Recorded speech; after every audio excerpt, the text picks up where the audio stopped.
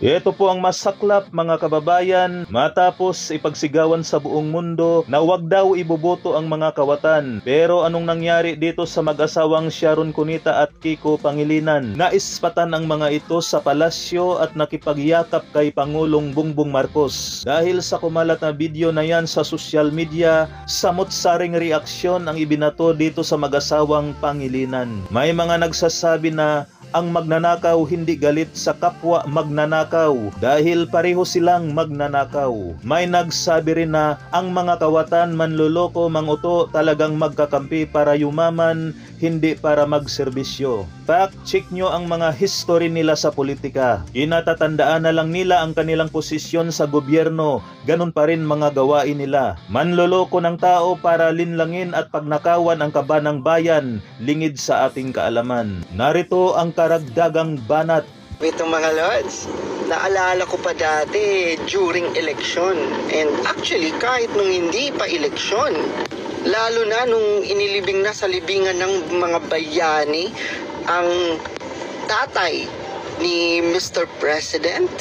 Grabe, no? Lalo na itong si Kiko Pangilinan. Grabe sila kung sumumpa sa mga Marcos. Grabe talaga kung ano-anong mga pinagsasabi. Diba? Sila pa nga mismo nagsabi na katakot-takot ang nangyari dati. Walang kapatawaran ang nangyari dati. Tapos ngayon, matatawa ka na lang. Oh my God, no? Saan na po yung prinsipyo at paninindigan nyo? Wala na. Tapos may mga magsasabi, at least peace and love, Batina. Bakit dati? Ganyan ba sila? Ha? Ganyan ba sila dati? Kahit Pasko nga dati, batikos pa rin sila ng batikos eh. Talagang mga lods, tayo na lang talaga ang may paninindigan at may prinsipyo sa totoo lang. Kasi yung mga nagtraidor, di ba?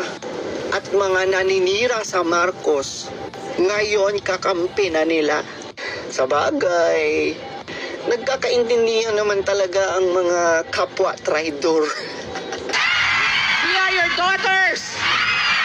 We are matiisin, we give birth. We have monthly visitor. The boys, I'm sorry boys, you don't know that.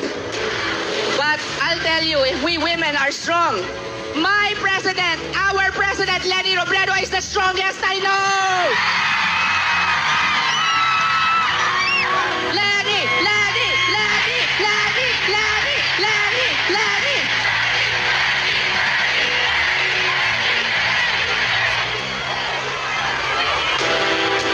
Ang asawa ko kasi nilang nanakaw, kaya yan, siyan lang lumalaki.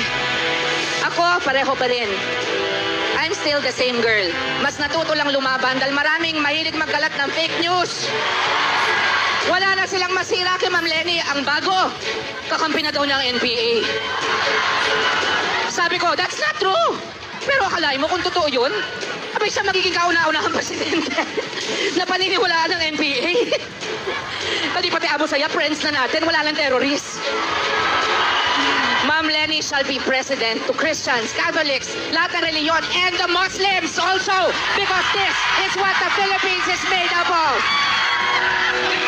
We do not throw away our kababayan because of their religious beliefs, but we should throw away bad people. You have the power this coming May. You have to stay strong. You have to use your mind, your heart, and your soul to vote. Don't give your future away! Well, anyways, magre-react lang tayo dito sa picture ni Kiko Pangilinan with BBM and Lisa Marcos. Diba? So, ibig sabihin pala, ito. So, bati-bati na pala kayo dyan, diba? Ikaw, Kiko, you talk shit on the burial of Marcos Jr.'s father. Kung ano-anong pinagsasabi mo, diba? Kung ano-anong kadramahan mo. Pero ito naman pala, bati-bati naman pala talaga. Napakatungkol sa pangyayari dito. Sa araw na ito, nilibing ng isang magnanakaw at diktadura, dating diktadura, sa libing ng mga bayan. Mahirap ipaliwanag sa ating mga anak kung tatanungin nila na bakit ang isang nangabuso, nagnakaw,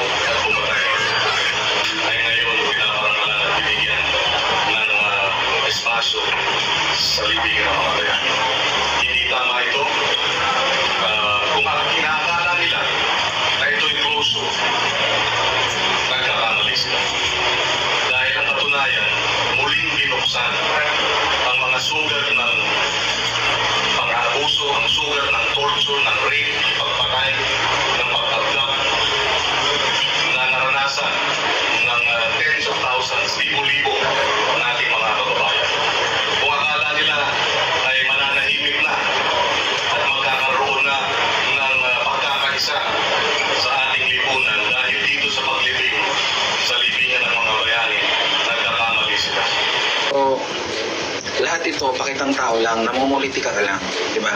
So, wala rin itong kaibahan kay Dilima, kay Ontiveros, na kung saan sobrang tahimik ngayon, di ba?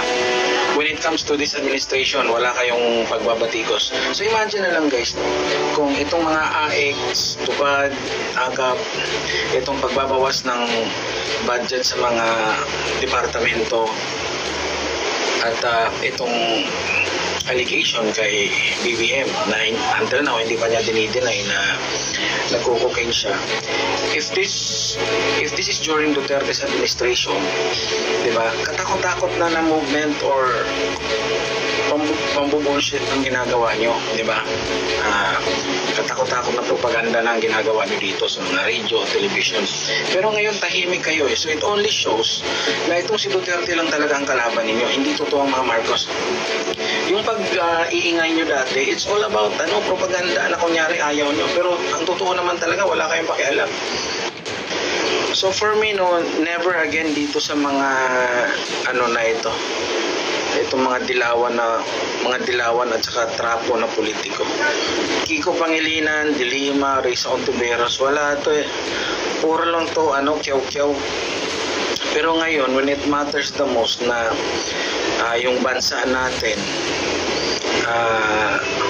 winawalang hiya, tahimik kayo. So, it's an eye-opener dito sa mga tao, sa mga botante na guys, never again dito sa mga taong ito.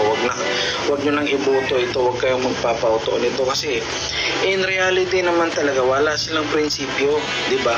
Yun nga yung hinahanap ko consistency. Ako, I have no problem na ayaw nyo kay Duterte, kumukontra kayo kay Duterte. Okay lang yan. Pero dapat be consistent. Kasi nga, di ba, at the end of the day, we are all Filipino. So pagdating na ang bayan na natin ang nalagay sa alanganin, dapat pumilos tayo, mag-ingay kayo. At least, that's the basic thing that we can do, di ba, as a Filipino citizen. Pero, look what we have here. Itong mga politiko na ito, Dilima, Kiko, Ontiveros, sama mo na si Jokno, yung mga maiingay dyan. Di ba? Wala eh. So, wala talaga tayong maasahan guys sa mga taong ito. Yun lang, nakakalungkot.